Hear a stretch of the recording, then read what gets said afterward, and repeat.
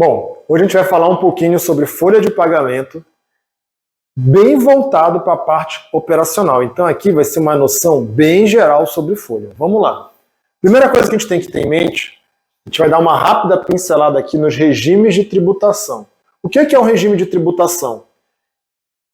São as regras que a empresa tem que cumprir para ela recolher os seus impostos, seja sobre nota fiscal, seja sobre folha. Essas regras que ela vai ter que seguir, quem vai dizer é o meu regime de tributação. Então, primeiro, nós temos 4 regimes principais aqui no Brasil. Nós temos o lucro real, que ele é para grandes empresas. Normalmente são empresas que estão nele aí por obrigação, a grande maioria. Então, a gente não trabalha com esse tipo de tributação. E aqui na ponta nós vamos ter o lucro arbitrado. Nós vamos lembrar do árbitro de futebol. Então, quando tem uma falta, fica aquele disse-me-disse, de quem é a palavra final no jogo? Do árbitro. O lucro arbitrado é quando a empresa está toda irregular com a contabilidade.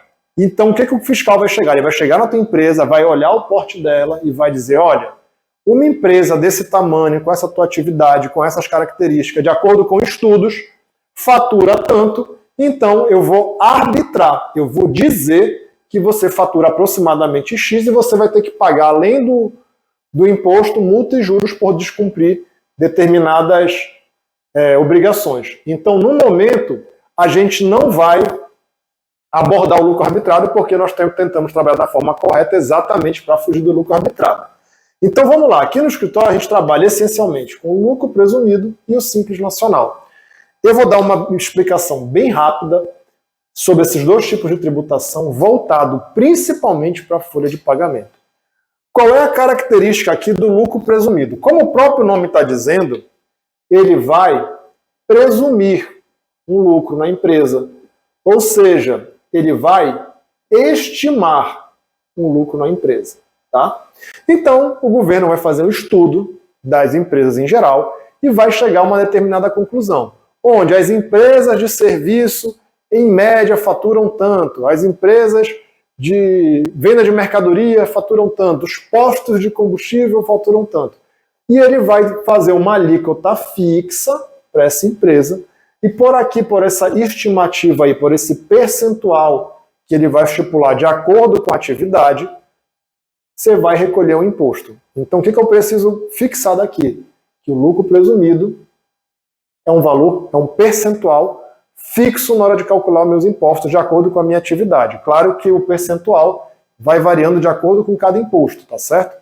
Mas vamos supor, o percentual do imposto de renda é fixo, é aquele ali. O percentual do meu PIS é fixo, de acordo com a minha atividade.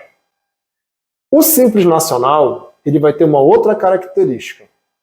Ele vai tentar simplificar um pouco as coisas e ele vai ser voltado para as microempresas e empresas de pequeno porte.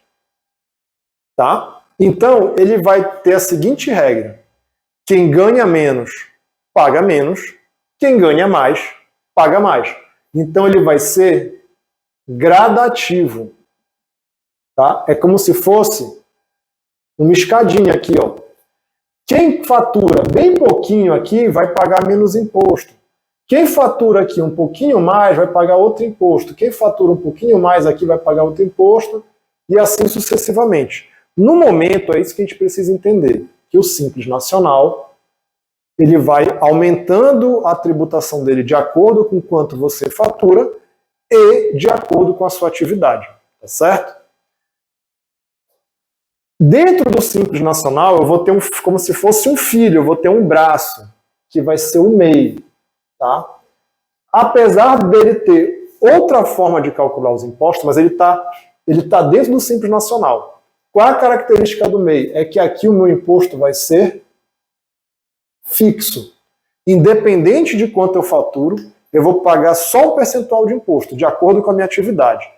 E ali, qual é a característica dele? Eu vou faturar pouco. Na data de hoje, eu posso faturar no máximo 81 mil por ano, sempre proporcional à data de abertura. Tá? Então, no máximo, eu posso faturar 81 mil por ano. Isso aqui é só para a gente ter uma visão geral. O que eu quero que vocês entendam agora? Entendam. No lucro presumido, eu vou pagar cada imposto separado. Então, eu vou pagar aqui um imposto de renda de pessoa jurídica, que isso quer dizer? Que o contador vai mandar um papelzinho do imposto de renda de pessoa jurídica. Eu vou pagar CSLL, eu vou pagar o PIS, vou pagar o COFINS, vou pagar o ISS, vou pagar o ICMS, vou pagar o IPI e vou SS, que é onde a gente quer chegar. Basicamente é o seguinte, quando o meu contador, se eu tiver que pagar algum desses impostos, eu vou mandar uma guia, eu vou mandar um boleto, eu vou mandar um papel para cada um, eu vou mandar um de imposto de renda, um de PIS, um de ICMS, tá certo? Quando eu sou do Simples Nacional, a gente vai chamar de imposto unificado. Olha só, eu estou usando a palavra unificado. Eu não estou usando a palavra único. Por quê? Eu vou pagar uma guia só, um documento chamado de DAS. Documento de Arrecadação do Simples Nacional. Por que unificado? Em vez de eu pagar um monte de boleto, um de cada vez, todos eles vão estar aqui dentro. Então não é que o meu imposto seja o DAS. O DAS é a soma de vários pequenos impostos. E aqui é claro que os percentuais não vão ser iguais, tá bom?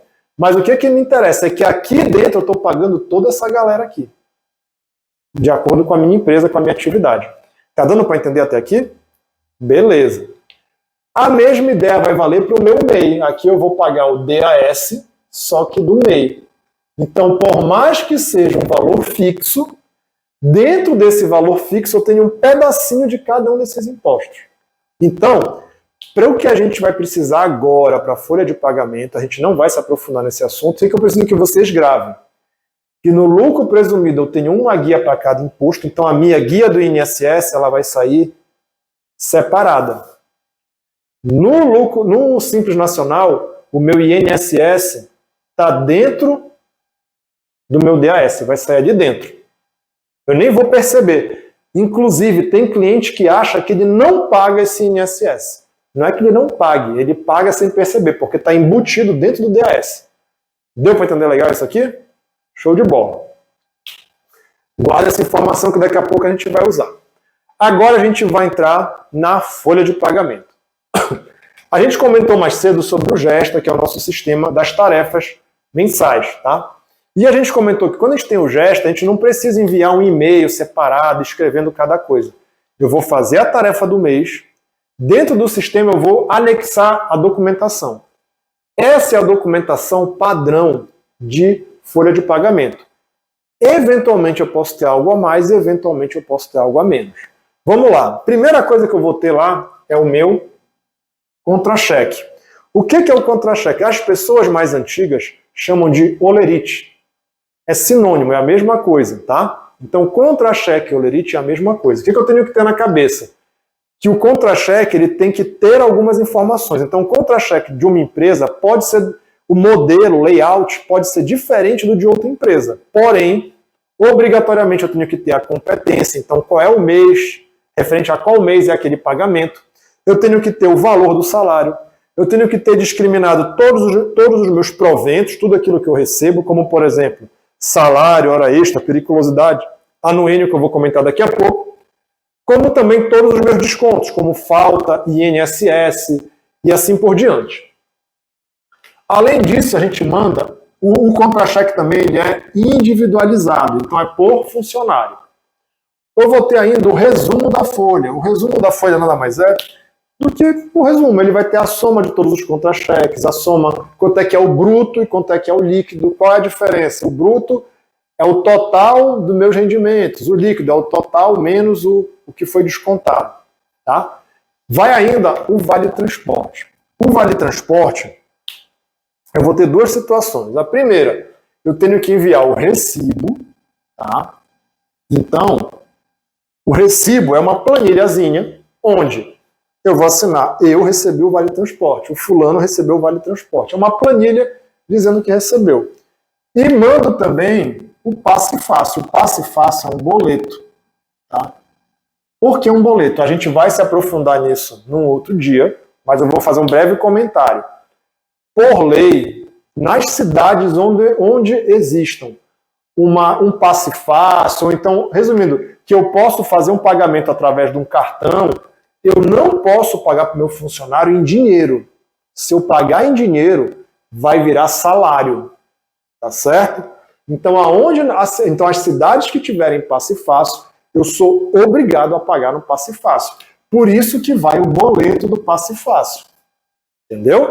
Então a pessoa paga no boleto e vai cair no cartão do funcionário. E o funcionário assina o recibo para confirmar que realmente recebeu. Tá certo? E a empresa, toda essa documentação assinada, a empresa tem que arquivar.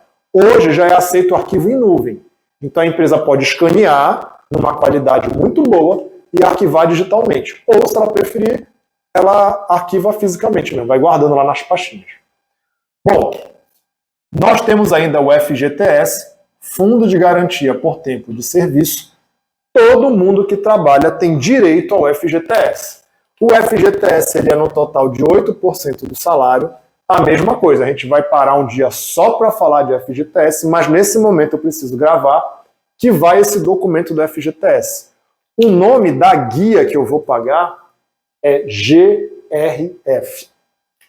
Guia de Recolhimento do FGTS. Tá certo?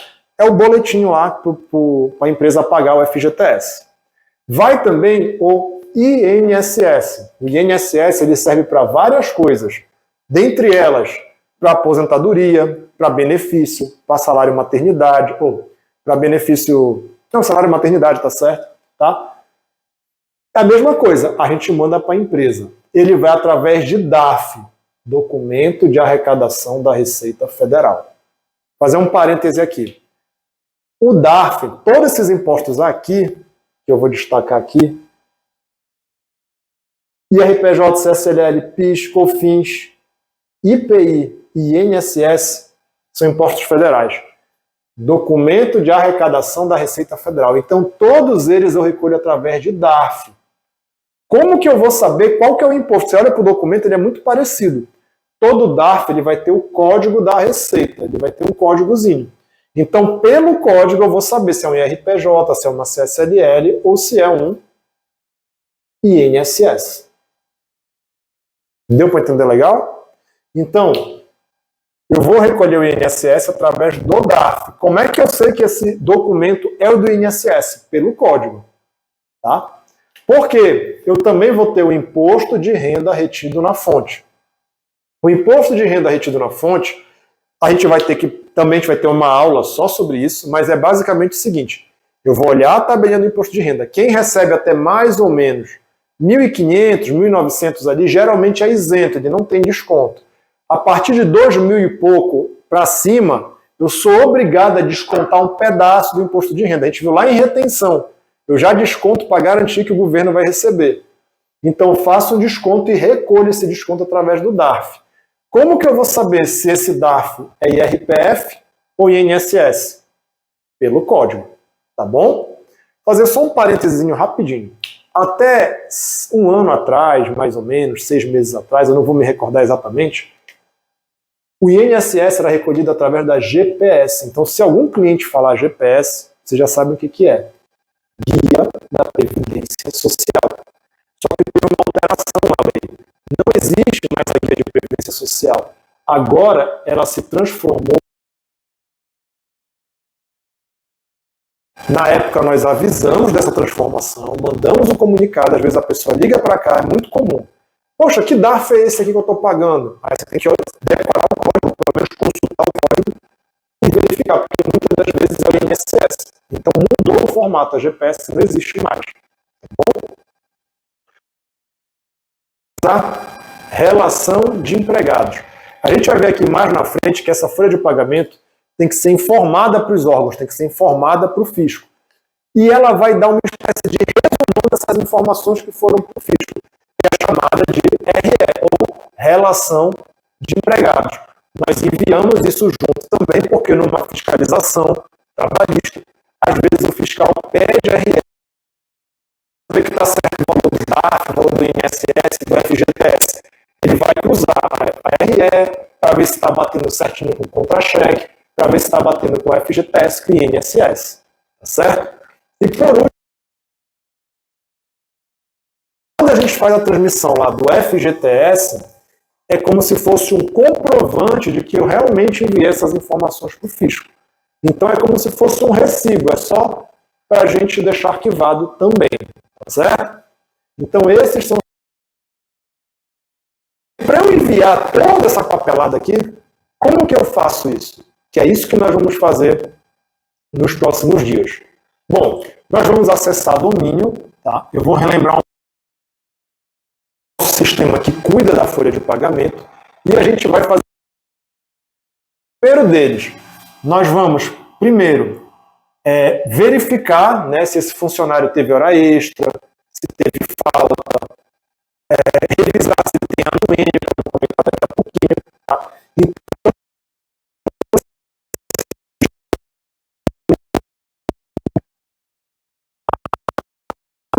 todas as dúvidas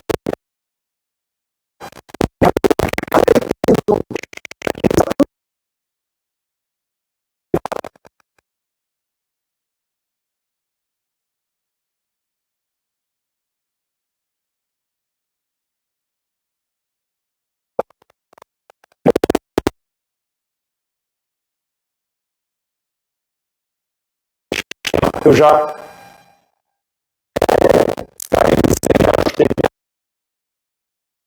fiz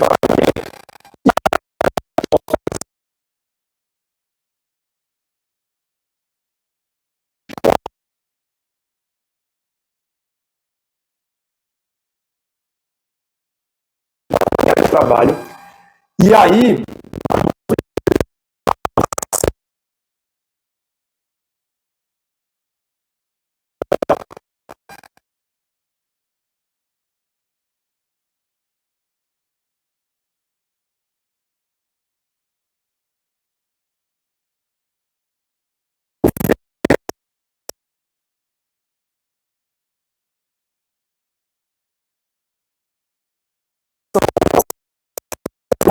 tá o site da conectividade social, que é online. É como se eu pego o arquivo que está no formato da domínio, ele processa, eu pego esse arquivo que ele processou e eu envio também para dentro do site. E aí ficou oficializado, tá certo? Quando eu terminar esse processo, o que ele vai me resultar aqui? Na GRF, na guia do FGTS. Ó, lembra que o F está com FGTS, então guia de recolhimento do FGTS. Pronto, já tive meu primeiro documento. Então aqui, quando eu mando apurar, eu já ganhei o contra-cheque, todos os documentos que estão ali. Aqui, quando eu mandei apurar, eu já ganhei o contra-cheque e o resumo da folha.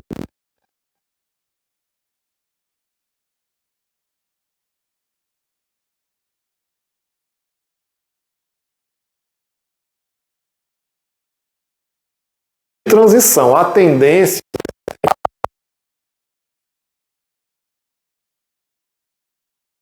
é fazer várias vezes a mesma coisa. Bom, depois eu vou pegar essas informações, mando para o site da Receita Federal, a Receita Federal vai processar lá o meu INSS e ele vai resultar no meu DARF do INSS. Opa, tem mais um documento aqui, ó. DARF do INSS. Depois,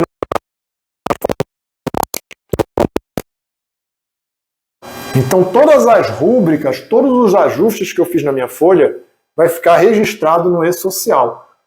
Acaba sendo um pouco repetido a CFIP e o e-social, mas é que está nesse momento de transição. Antigamente era só a CFIP. Agora a CFIP e o e-social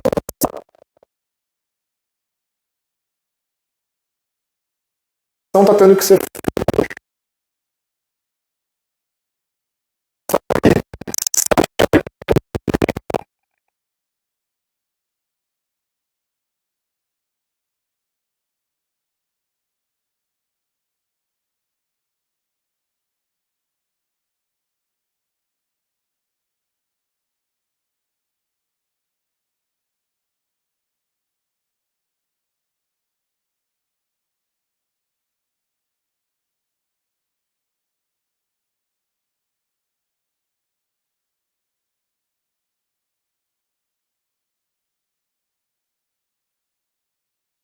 Aqui o meu resumo é o resumo do meu sistema interno. Aqui é o resumo do meu sistema do fisco, tá certo? Por último, nós temos aqui o Vale Transporte. O Vale Transporte, eu vou gerar o recibo por dentro do meu aplicativo da Domínio, do meu sistema da Domínio, que é o boleto.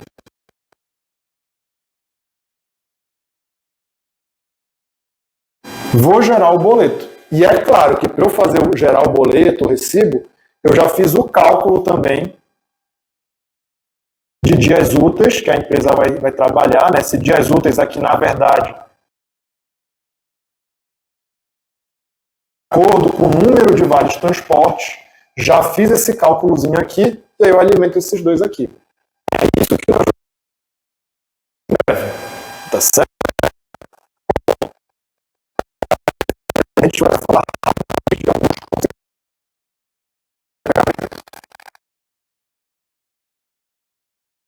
Tá? O salário base é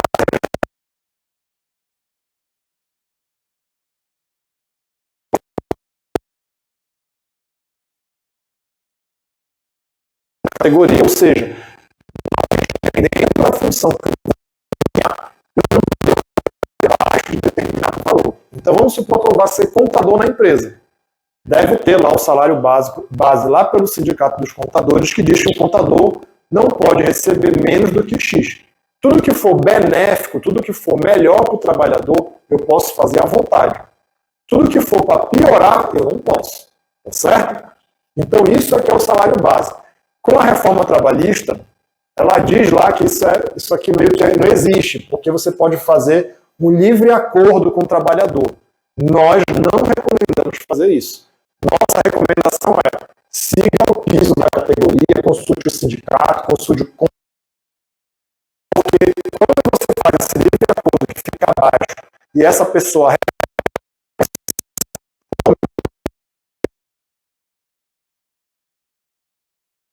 o piso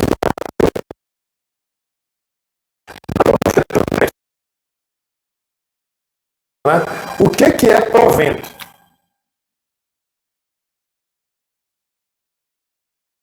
A Receita Federal vai utilizar esse nome de provento mais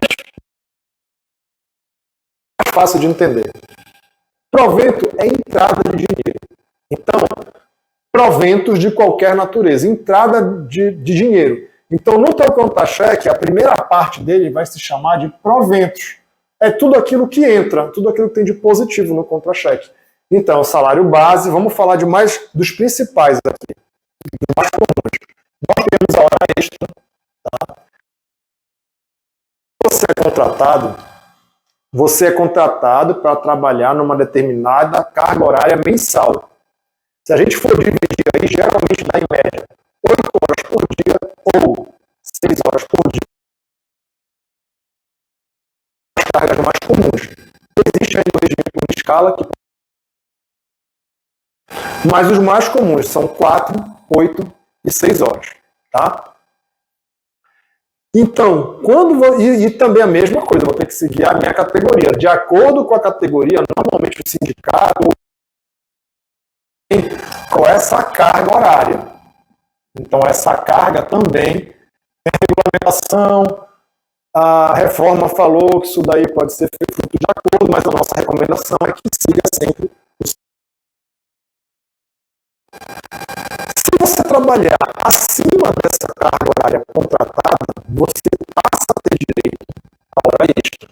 Tá? Essa hora extra também tem uma série de particularidades que, em regra geral, vai estar na convenção do sindicato, da associação. A gente não vai sair disso. Sempre o sindicato, os conselhos, as associações vão ter lá as convenções que sindicato regras daquela categoria.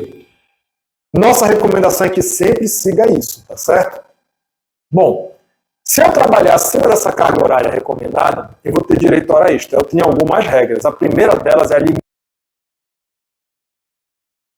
Eu nunca posso ultrapassar 12 horas por dia. Se eu ultrapassar 12 horas, eu sou obrigado a ter 36 horas de descanso. Por isso que o nome da escala seria 12 por 36. De maneira ordinária, ou seja, de maneira normal, de maneira cotidiana, essa meia hora extra não deve ultrapassar 2 horas extras por dia. Se tiver uma situação muito excepcional, eu posso até jogar um pouquinho mais, desde que eu não ultrapasse as 12 horas, mas não pode virar rotina. Então, se queira, eu só posso ter 2.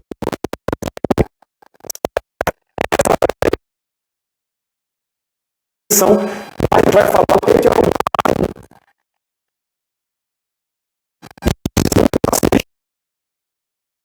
o sábado, até as 12 horas, que a gente vai chamar de horário comercial aqui, de segunda a sexta, de 8 às 18, no nosso horário comercial, normalmente eu vou ter direito a um acréscimo de 50% na minha hora extra.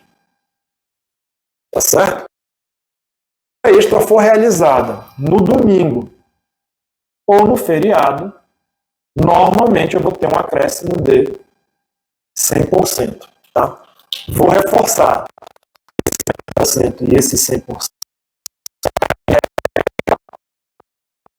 Que diga que aqui é 70% e aqui é 200%. Não tem problema. Mas regra geral é isso. De segunda a meio-dia é 50%, domingos e feriados será 100%.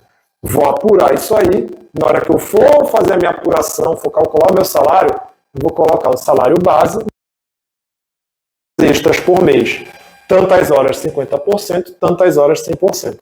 Existe ainda o banco de horas. O que é o banco de horas? Em vez de eu pagar hora extra, a pessoa trabalhou 1 hora a mais hoje. Em vez de eu pagar hora extra para ela, ela vai ter 1 hora, ela vai trabalhar 1 hora a menos. Ela vai compensar essa hora. O nome disso é banco de horas. A mesma coisa. Nós recomendamos que você veja se o seu sindicato, a associação ou o conselho permite o banco de horas. Tá certo? Regra geral, a hora extra é sempre permitida. Regra geral, o banco de horas vai depender desse pessoal aí. Outra coisa que a gente vai ver também é o anuênio. Tá? O anuênio, ele pode se desdobrar em anuênio, biênio, triênio. O que é isso?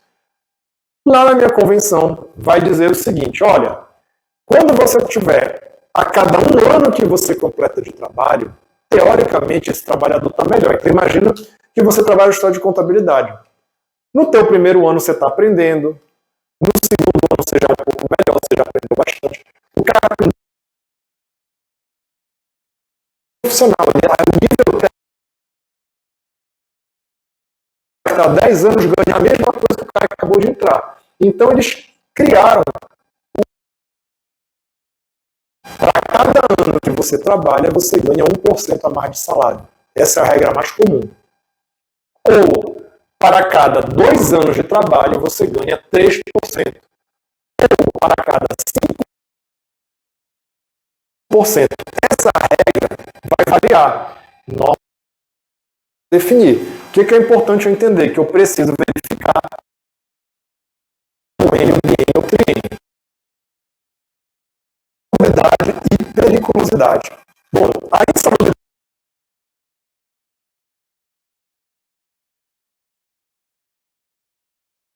porque aquele funcionário está correndo um determinado risco. Então ele vai ganhar um adicional. Esse adicional vai depender. Quanto mais arriscado, maior. Então, normalmente ele começa de 10% e vai até 30%. Então vai ter grau 1, grau 2 e grau 3. Então ele pode ter 3 graus aqui de insalubridade. Quanto mais perigoso, maior vai ser esse benefício. Médio 20%, perigoso 30%. E qual é a diferença? Ambos vão ter esses graus. A insalubridade, a gente vai lembrar de insalubre. Um ambiente insalubre é um ambiente não saudável. Então é aquilo que faz mal à sua saúde. E normalmente é aquele... Vamos dar um exemplo de insalubridade aqui. Por exemplo, quem mexe com dedetização. Dificilmente alguém que mexe com dedetização, se tiver que desenvolver alguma doença, vai desenvolver a primeira aplicação. Mas a pessoa que está 20 anos trabalhando com isso aí, normalmente ela tem um grande risco de ter um problema de saúde mais sério. Por isso, ela ganha um adicional de insalubridade. E tem a periculosidade. A periculosidade vem de perigo. Então, vamos dar um exemplo.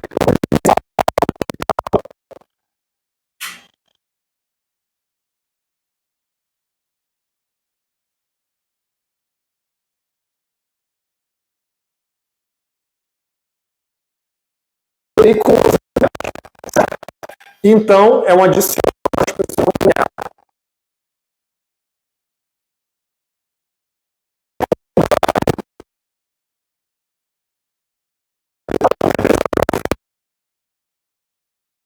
Grau aí de periculosidade e insalubridade. Então, esses são os principais proventos. Vamos agora para os descontos. Deixa eu só fazer uma correção rápida aqui. O primeiro grau é 10, o segundo grau é 20 e o terceiro grau é 40, tá? Não é 30. Só fazer esse adendo aqui na parte da insalubridade e periculosidade, tá bom? Eu falei 10, 20, 30, 10, 20, 40. Bom, vamos agora para os descontos. Aqui nos descontos, a gente vai ter o desconto do INSS. O INSS é um desconto obrigatório, compulsório, não há opção. Você é funcionário, você vai ter o seu INSS descontado. O valor que vai ser descontado vai depender da sua faixa de salário. Quanto mais você ganha, mais você é descontado e ele tem um teto, que ele hoje está em torno, na casa aí dos 4 mil, quase 5 mil reais, tá? Então, se eu ganhar acima de 5 mil, não interessa, eu vou ter esse tetozinho, eu só vou ser descontado até aquilo ali. Por quê? Quando eu for me aposentar, eu também vou ter um teto de aposentadoria. E quem vai financiar essa aposentadoria é o INSS. Outra função que o INSS tem também, alguns benefícios como salário maternidade, se você ficar doente, tudo isso, pensão, tudo isso vai ser financiado aí pelo INSS. Nós temos ainda o Vale Transporte. O Vale Transporte, a empresa tem a opção de descontar até 6%. Ela pode descontar menos de 6% e no máximo 6%. E no mínimo 1 centavo, porque se você também não descontar nada, vai caracterizar como salário. Você tem que descontar. O que é isso? Vai voltar para a empresa. Eu vou pegar o preço da passagem, o número de dias que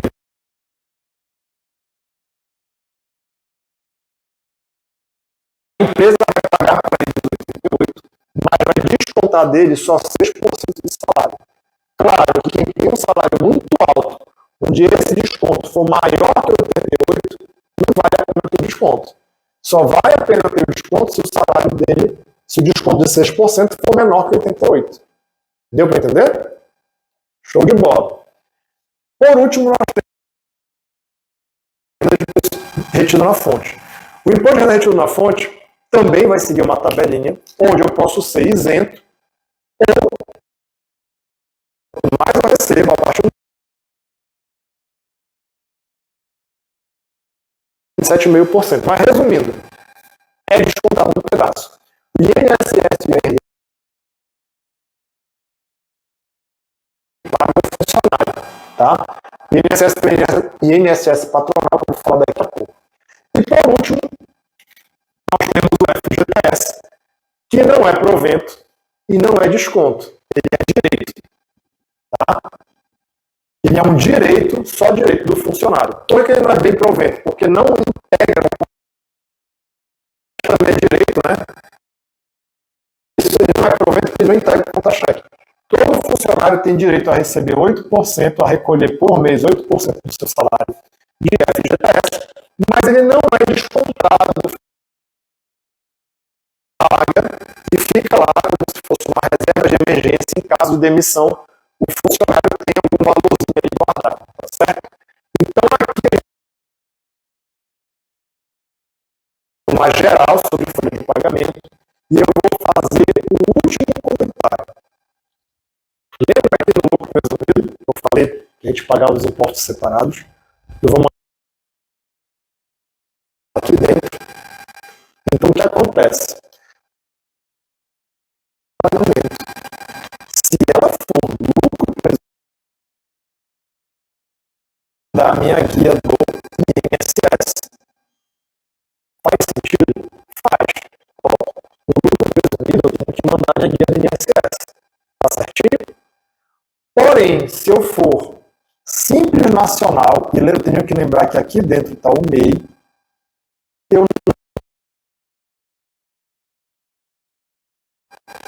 ou melhor, eu vou ter a guia, né? Na verdade, eu não vou ter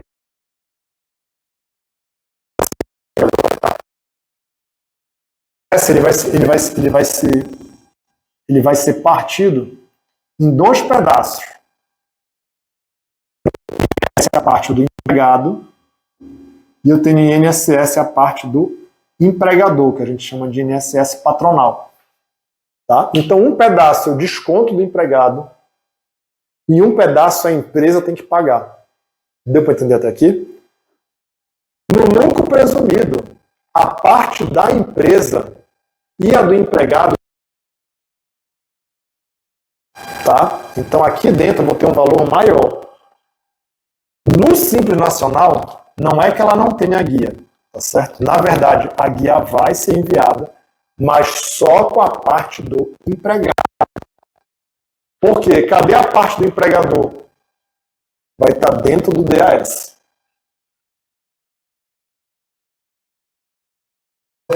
Que ele não está pagando. Mas na verdade ele está pagando, só que não vai na guia do INSS. Está dentro do DAS. Vamos dar um exemplo para ficar bem fácil. Imagina que eu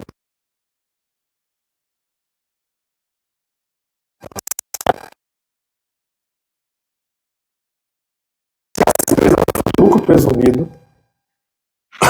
ela vai pagar, por exemplo, tá? Eu vou chutar aqui que ela vai pagar R$200 de INSS por funcionário. Então ela vai R$27,5%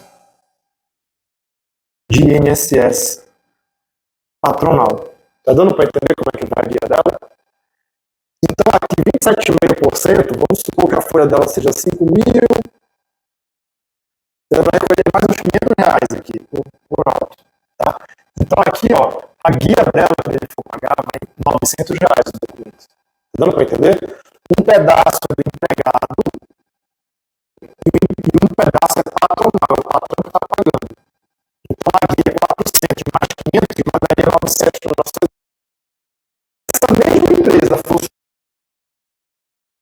A guia do INSS vai só com o valor de 400, porque ele vai só com o valor do empregado. Porque a parte patronal vai aparecer dentro do DAS, só que o DAS não vai vir discriminando. Nós, como contadores e contabilistas,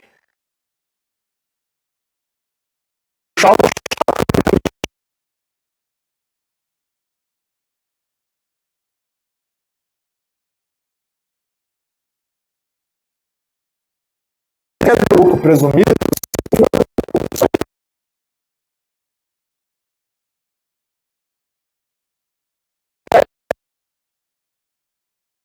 lá, sei lá, 150, por exemplo. Geralmente é um valor menor mesmo, tá certo?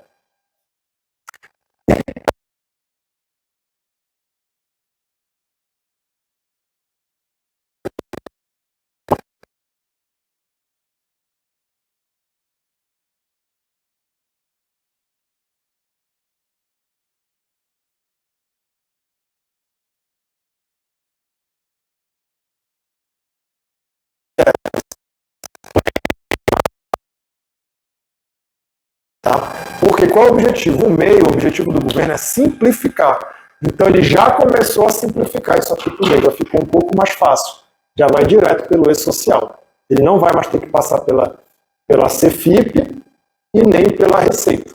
Ele vai direto pelo E-Social. Tá certo? Gente, eu sei que foi muita coisa, eu sei que é muita informação para uma aula só, mas como eu falei, isso aqui é para você ter uma noção, é para você sair do zero. Tá? O que eu preciso gravar principalmente?